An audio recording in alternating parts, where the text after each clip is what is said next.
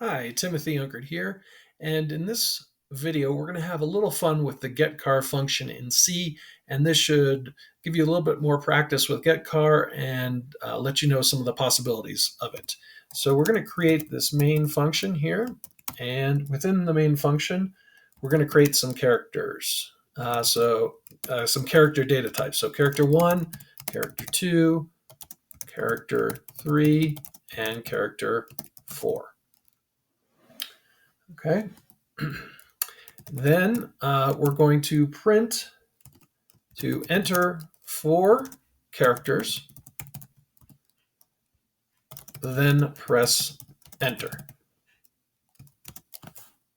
Okay. After that, we'll say character 1 equals getChar. And I'm going to do Control-Shift-D to duplicate this line. And we're going to change this to 2, 3, and 4.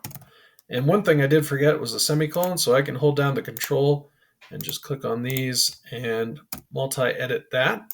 Okay. And we're going to now print F, you wrote, and then %C, %C, %C, %C, and an exclamation point. We'll do a /n for a new line. And then we're going to pass in all these characters. So character 1, character 2, character 3, and character 4. Okay. And I'm going to return 0. All right. And let's make sure that we've closed out this main function here. And I'm going to save that. Okay, and now what we're going to do is compile this program. So I'm going to do GCC, then fun with getchar.c, and we're going to output fun with getchar. And now I'm going to run it. Okay, enter 4 characters. I'm going to enter Dean, and it says you wrote Dean, my favorite character on Supernatural.